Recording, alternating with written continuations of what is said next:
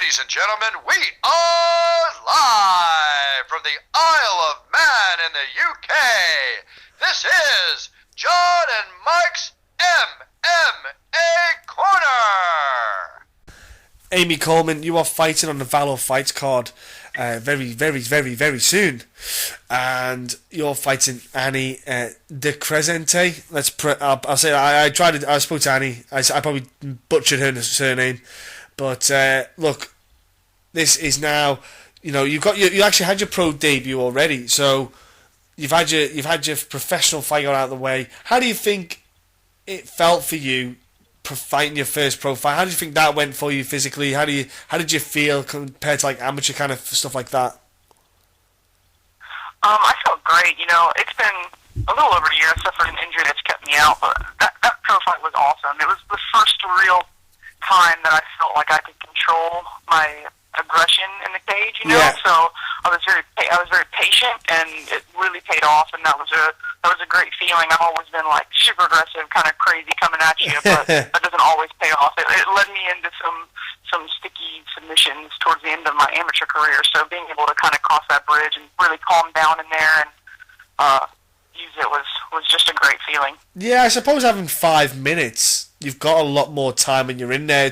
I remember amateur days. It's literally as soon as that bell rings, it feels like you're going 100 miles per hour, and then the fight's over, and that's it. And you feel like, right, was that it? Is that all that happened? But 5 minutes, that extra 120 seconds, that's a long time. Yeah, that's a long time. So you definitely can't just get in there and go all out the whole time. You'll wear yourself out really quickly, especially with as dynamic as fighting goes. So yeah, it was good. I felt good. It went into the end of the second round, so I still felt relatively fresh. So it was definitely a good thing. I don't mind the 5 minute rounds. It kind of gives you time to be patient, really let your skills show. There's no rush. That's good though that you were patient. You got the feel of it. You got that kind of.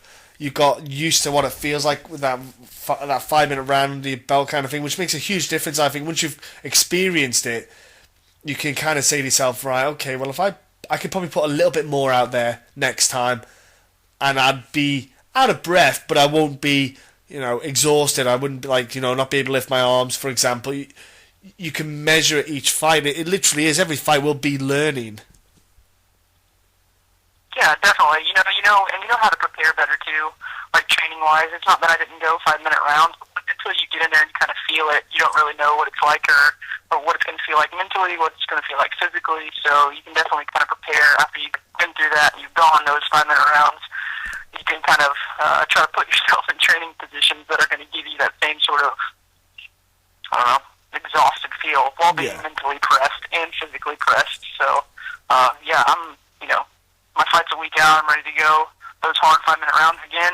She's a really tough fighter, so I don't expect it to end very fast. I expect it to go that long. Yeah, I like the matchup because the pair of you are, really tough competitors in the sense of you two together just makes for a really hard grinding fight. It makes for a good fight. It makes for one definitely that the crowd are going to enjoy watching. For yourself though, like you said, you've been out, you were held out with an injury. How did the rehab go? Did you make sure you gave yourself a long enough time to fully heal? Because a lot of you've seen it yourself. Too many people rush back into it. They just want to get back in, and they overcompensate, and then they do themselves a silly number injury. Yeah, I definitely. This time I couldn't really push past this injury. I had that surgery. I had to go through rehab. Luckily, our team doctor trains with us, so he knows exactly what we're doing. It's not like they don't. It's not like they're like, oh, well, don't kick on it for a while. He knows exactly what we're doing day in and day out. He's in here training with us, so that's really convenient. But yeah, I'm not gonna put. Being a professional now, I can't take those risks. I can't go in there being like, well, maybe I don't kick, maybe I don't take a shot. It's 100% now, and I'm not really concerned about it at all. I've been injured before.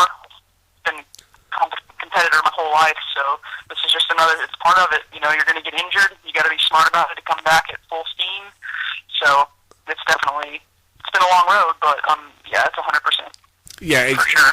That's good, especially that you've been, you're wise enough not to make the silly mistake of just going I'll be fine. Don't worry about it.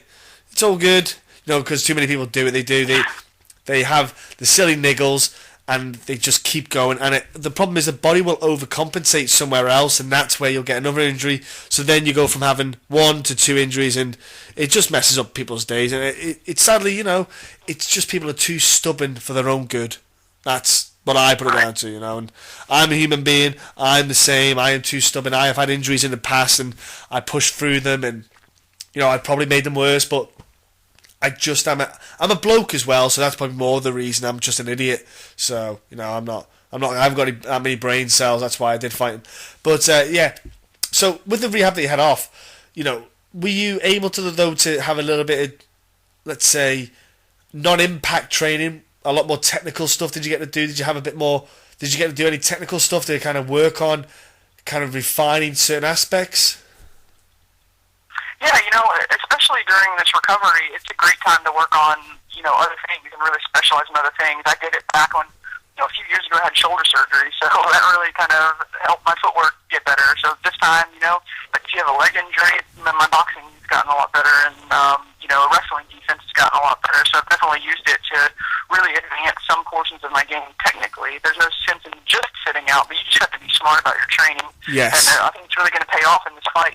For sure, and just having that time to kind of sit down and really focus on certain things instead of just training hard all the time. I think that it's definitely, needed for every fighter, really, injury or not. Having that time to go to do that really specific training is just going to help advance your game all around. You can be a good fighter all around, but getting that, position specific or genre specific, style specific training is definitely going to help everybody's game.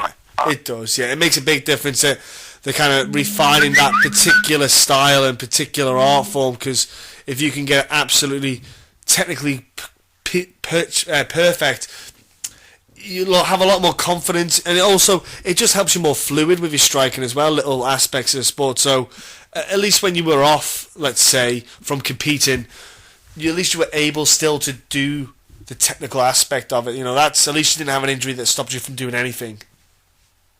Yeah, for sure. And I'm sure we will all get to enjoy some of this stuff that you've been working on. When people are there watching the crowd, they'll get to see what technical aspects you've been working on in the striking game, because that's where it starts. It starts on the feet, so you get to throw those hands straight away, which is good. So, like I said, it's still a learning curve for you. Women, I've always said, I've spoken to women, sometimes it's difficult to find other women to train with. Cross-training happens. You get girls that you've maybe fought with, that you've had to train, that you end up training with and stuff like that. How is your training going with, trying to get girls the same weight class and stuff like that? I mean, that's always, I think, going to be an issue for any female fighter. You'll hear people say, I'm sure you've interviewed girls that are like, oh, I'm the only girl at my gym. Well, that's true in most cases. There's very few gyms that have an elite group of girls to train with. So finding training partners is hard. Some people in this region don't really want to cross-train me. Maybe I've already fought girls in their gym or, for various reasons. So I have to rely on my training partners a lot. But there have been a few here and there, and we do, take advantage of those relationships as much as we can. I have one that I train with pretty regularly. Even if it's just like, hey, can you meet and spar tomorrow, kind of on a whim thing. But most of my training partners are guys, and that's fine. We have a great, solid team here, so we trust each other. It's not like, oh, we're going to fight Amy, and they're just going to beat me up, or they're going to take it easy, or vice versa. You get some people that want to take it easy on you, some people that want to push you. So we have a good team, and I think our coach does a good job of keeping everybody's mindset right. So, we're all helping each other get better.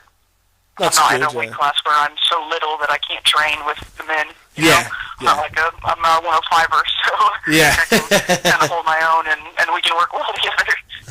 No, it's good, yeah, because I think it does help, those obviously training with guys as well, because you get the fight, some guys who are really strong. It does actually help you, because obviously not going to put everything into it, but at the same time, if you've got some strong blokes, you get that strong resistance when you fight a female competitor in your weight class. She will feel nowhere near as strong as maybe the male counterpart when you sparred with him, even if he was a weight class above, so to speak. So it does have there is goods and cons and pros and all that to it. I like the fact though that the way you're talking there about the way your structure with the gym is, you're happy. You sound like you've got a kind of nice foundation that you're comfortable with. That's obviously working anyway. It's clearly working for you. So it's good though that you've got that, because you don't feel that you maybe need to do something to get more out of it, so to speak, more from yourself or to develop yourself. It feels like, from the sounds of it, you've got everything you kind of need under that one roof. Right. Yeah. It's been pretty great. You know, I've been with this team now for 5 years, and we're only growing. So we've brought in more counterparts. You know, it started with one coach, and now we've brought in 2 other wrestling coaches and a boxing coach, and so it really has been kind of all inclusive here, which is really good and convenient for me. I run the fitness side of things at the gym, so you know, I go to work and I train here too. So it's not like I can train multiple times a day, every day, in different disciplines, you know, if I need to. So it's not like I'm having to run all over the place all the time. So that's been really, really great and convenient, especially for this camp. That's awesome. That sounds like, it sounds like you've got it made, really. It sounds like the ideal kind of lifestyle, to be honest with you. Train all day and live there, and sounds like a good life. I like it. Look, Amy, you're going to have a good fight against Annie at Valor Fights. It's going to be an awesome fight. Let's be honest. I think we've got 2 women who, I think 2016, your names are going to get out there a lot more to people. People are going to know who the pair of you are, really, especially not just from this fight, just in general. Like I always said before, I love watching the women's division. I love watching the females grow in skill sets as well, and the way they're developing. You know, I love watching, you know, like for example, Joanna Jacek. That girl is just an absolute cannonball going through people. Look, before I let you shoot off, what's your social media? You know, so people could jump on, give you a follow on whatever social networking stuff you've got. So you can follow me on anything. It's all at Annie Coleman MMA. So I appreciate the love. I love Joanna Jacek too. So I'm a huge fan of hers. For sure, this fight's going to be awesome. It's going to be one you don't want to miss, and you're definitely going to see some of that type of tenacity in the fight. I've met Joanna twice now as well. I don't want to rub it in or anything, but yeah, she's awesome, lovely in person, such a lovely girl. What else was I going to say? She looks so, as well, when you see her, she just looks like quite petite, and like, just like, oh, I just want to give her a hug, but I'm like, nah, she'll kill me. What about, have you got any sponsors that are helping you out, Amy? So my main sponsor is Ogle Elrond Baril. They're a local law firm here, and they've supported me pretty much since the beginning of my career. They're my main sponsor. Of course, my team at Shield Systems is amazing, and my fan base here is just out of this world. I'm happy to be able to put on another show pretty close to my hometown. It's very important to me to always, you know, give back to the fans, the people that come out here and support me, my training partners. So it's going to be awesome. Oh, wicked! I'm really pumped to get back in there. Last but not least, you know, let people know where your gym is, so people could, if they're in the area, they can go and train, and also, you know, give a shout out to any particular people that have helped you out during the camp. Yeah, my teammates at Shield Systems have been amazing. We have a UFC fighter, Scott Holtzman, here, so he's been in town for a little bit, looking over us. We have a few other fighters that have been getting prepared for camp, and you know, my coach Ben Harrison, he's puts in some timeless hours getting us ready, and you know, one of my main training partners is my husband, so that's been a blast. I'm sure he's ready for me to fight, so I'm not cranky around the house anymore. But I'm sure he will. He'll be sitting there with the cake and everything afterwards. Please eat this. But look, Amy, have a great weekend at Valor Fights. Have a great end to your training camp. Enjoy, you know, the whole time, the whole thing, the whole experience, and have a great time there. Okay. All right. Thank you so much. Pleasure.